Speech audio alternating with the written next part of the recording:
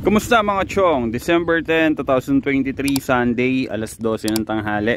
Bali magbi-video tayo ngayon. Magpapalit tayo ng air filter ng ating Yamaha YTX125 and ang ating Yamaha YTX125 ngayon. At ito yung air filter na binili natin dito sa Yamaha San Roque, dito sa Mainaik. Yan, doon tayo bumili na ito. Bali ang bili natin dito ay 270 pesos. Ayan, from Yamaha.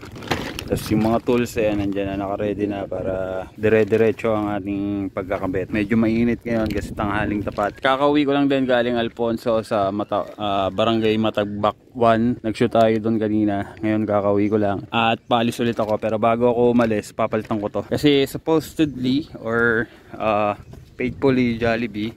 Hindi. Actually. Hindi, kasi every 12,000 odo sana nagpapalit ng air filter, sabi ng dun sa Yamaha, every 12,000. Kaso, isang taon na mahigit sa akin itong motor, 1 year and 1 month mahigit. So nakuha ko siya ng 4K odo, almost 4K. Pero let's say 4,000 na para sarado na. Pero ang odo natin ngayon ay 32,000. Ayan, 32,000. Ayan. So 4K minus 32,000 is 28,000 km. So mula nung nakuha ko to, hindi ko pa siya pinapalitan ng air filter. Hindi ko sure kung napalitan na nung dating may-ari, pero bago pa yun noon nung kinuha ko sa may-ari, kaya for sure hindi pa napapalitan to. Kaya ngayon pa lang natin siya papalitan. Nakaramdam kasi ako ng kakaiba dito sa takbo niya, parang kinakapos, parang ganon. Kaya siguro sa palagay ko sa air filter na to. Kaya tara, pepesto ko lang tong camera natin, buksan natin tong ating air filter para makita natin. Okay mga chong, nakapwesto na yung camera natin. Bale, tatanggalin natin tong side cover na to. Ito lang yung tatanggalin natin dito para matanggal natin yung filter. Dito, yung screw na gamit ko dito, hindi na to yung stock. Pero kung stock ang gamit nyo or stock pa rin yung screw na nakakabit dyan, gagamitan nyo lang yan ng Phillips screw. Ito, yung cross. Pero sa akin kasi Allen na siya. Pinalitan ko ng Allen to kasi napulpul na yung dating screw niya. So wala rin akong Allen. Ang gamit ko Allen na Allen din to, pero ito hex ata to. Basta star hex screw ba hex Allen. Basta ito. So, tanggalin ko na para mabilis.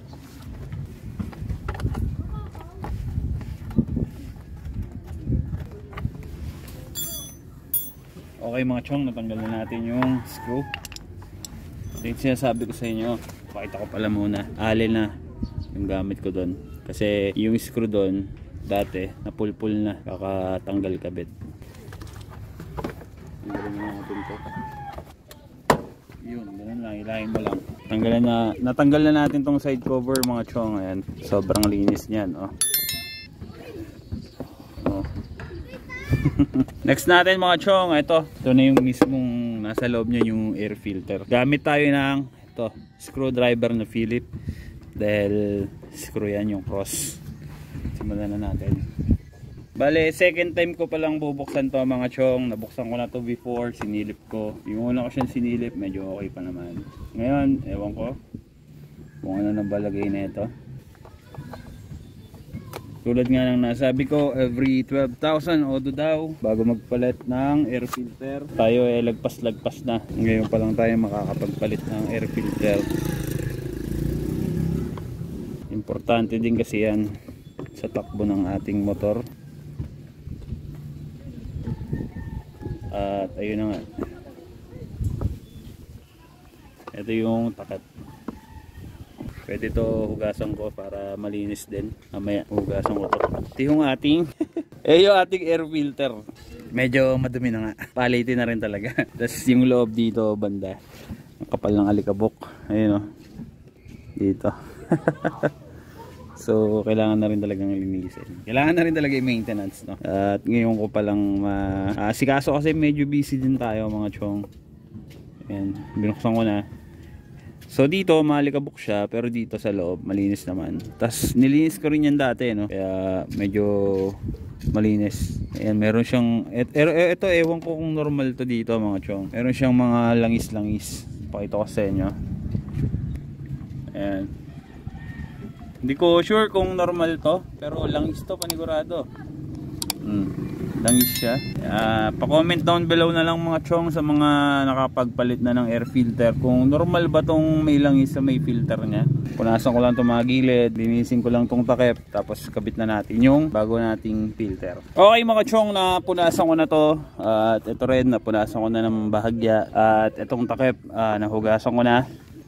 Dito pala may nakasulat notice, do not clean air filter, replace it according maintenance schedule. English, yan, that's my code. Hindi nyo kailangang hugasan to mga chong. Mura lang naman to, 270 pesos. Huwag na kayo mag-risk at hindi naman siya washable. Mas mabuti, palitan nyo na lang ng bago talaga. Yan, tignan nyo naman ang itsura nya, no? Yan. Pagkumparahin natin, buksan na natin itong bago. Ito yung bago natin. Yan, luma. Buksan natin to.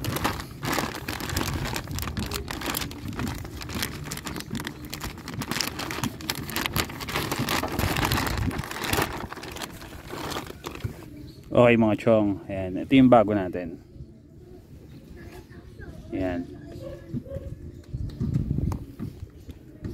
Ayan, check muna natin, diba? Ayan yung bago, ito yung luma. Kita nyo naman yung diferensya. Huwag na huwag kayo maghuhugas nito, hindi naman ito washable. Palitan nyo na lang agad ng bago. Tapos tignan yung diferensya. Dami ng alikabok na ito. Tapos, ayan, puro balahibo. Puro shih tzu. So ayan yung luma, ito yung bago, ito yung kakabit natin. Tara, salpak na natin to para hindi na tumagal pa itong ating video. Ayan, bagong bago yan mga chong. Tapos balik natin tong takip. Lapat lang natin maigi. Pag nakalapat na, balik natin yung mga screw. Ayan, balik muna natin ang isa-isa. Dali lang naman magpalit ng air filter. Ano lang yan, saglit lang, basic lang yan. Kayang-kaya nyong gawin yan kahit nasa inyo lang kayo. Screwdriver lang kailangan nyo. Saka bagong air filter siyempre. Make sure na nakalapat maigi ang ating filter. Hindi naman kailangan sobrang sikip, no? Basta nakalapat na saktong sikip, pwede na yun. Tapos pala mga chong, meron ako masking tape dito at pentel pen. Para saan to?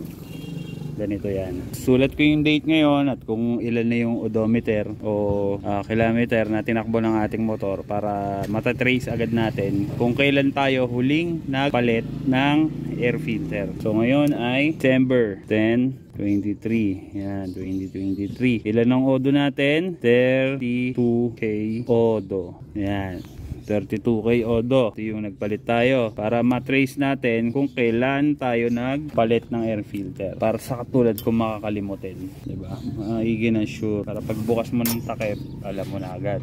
Pero pwede mo na ma-check yung video ko. Pwede naman natin i-check itong ginagawa natin video, diba? Yan, dikit natin dito. Yan, 32K odo. Ngayon tayo nagpalit, December 10, 2023. Pwede na nating isara yan mga chong. Tapos yun na yun. Ganun lang ang pagkakabit ng air filter. Pagkak na natin ulit ito. Yun, push mo lang. Tapos balik natin tong screw.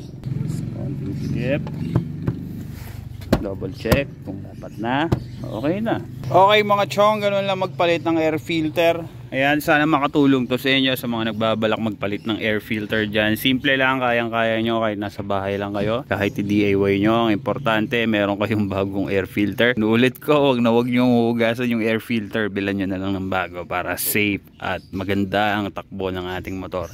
Hanggang dito na lang tong video na to mga chong. Wag nyo na lang kalimutan mag-like, comment at mag-subscribe at pindutin ang maliit na notification bell para updated kayo sa mga video na ginagawa natin dito sa ating YouTube channel.